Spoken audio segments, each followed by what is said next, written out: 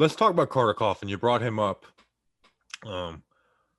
Have we been shutting down the Carter Coughlin inside linebacker idea? I don't think we've been like they need to do it, but have we been shutting it down? I think we've been asked about it, and we've been dismissive. I don't want to say that we've shut it down like mean, but we've been pretty. At least I've been pretty dismissive of it. Well, Carter Coughlin's at inside linebacker. It doesn't mean he's going to, he's now the same, position as Blake Martinez, but he is practicing with the inside linebackers, which I really do like. Justin, I love that that's what they're doing with Carter Coughlin, who is a versatile player who can drop back into coverage. On passing downs in 2020, he rushed the passer 71% of the time, dropped back in the coverage 29%. And you saw them play around with him a little more towards the end of the season. That Seahawks game, I know me and you both went and watched that this afternoon, where they were lining him up in the A gap in that game. And he wasn't necessarily playing off ball, but he was in a position where an inside linebacker, where Blake Martinez or Tay Crowder would line up. Yeah, and Bobby, with that Seahawks game, Carter Coughlin, this is according to Pro Football Reference, Carter Coughlin had 2 quarterback hits in his rookie year. One of those quarterback hits came against Seattle, and it was when he was lining up in the A gap. And I don't want to say he ran a stunt. Maybe the term better than I do, but basically he was patient. He lined up in the A gap. He played around. The pass rush and the pocket went one way. He went around the offensive line the other way, and he laid a pretty good hit on Russell Wilson that forced an incompletion. So, one of his 2 QB hits came from lining up in that interior linebacker spot and rushing the passer from that spot. So, also one of the biggest, and this is not even one of, I think the biggest strength of Carter Coughlin's rookie season was the fact that he was very, very patient to let a play develop, so he's in the best spot to make a play on the ball.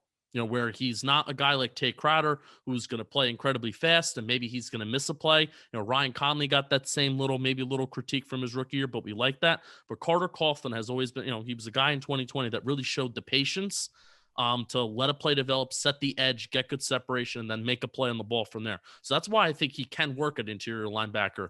Even though he has a lot of talented, traits for the edge spot, that's why I think he can work at interior linebacker, because he is patient and he can still make a play on the football, and he has good eyes.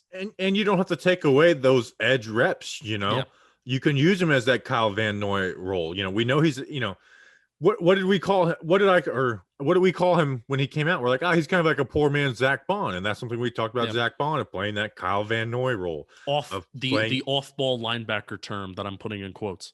Yeah, off ball and like a versatile type player, like last year they had to put David Mayo at some edge reps, and even Tay Crowder, who I like a lot. Like that's not where he fits best. Tay Crowder is an off ball linebacker where Coughlin can do both. So I'm excited to see him in, what would possibly be a Kyle Van Noy role. And then also, it's just, we talked about it the other day, how this edge group is just, it's a crowded room. It's not loaded, but it's a crowded room. And now Ifedi Odenigbo's in there. And then the inside linebacker is the exact opposite. It's thin. Where we're sitting there we did a segment on Cale Garrett, how thin this inside linebacker room is. So when you think about it, Martinez and Crowder are locks. Ragland, who's an interesting case. I liked Ragland's film. I'm not sold that he's going to be the guy that buys into everything, but let's just lock him in as the third.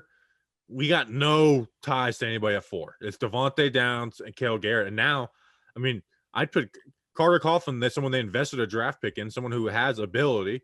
Let Carter Coughlin be that role. He's not going to be worse than Devontae Downs. At least we hope not. Yeah, and Carter Coughlin, people were saying after we drafted him, and I think this is really the kind of the draft heads, scout heads, whatever you want to call them.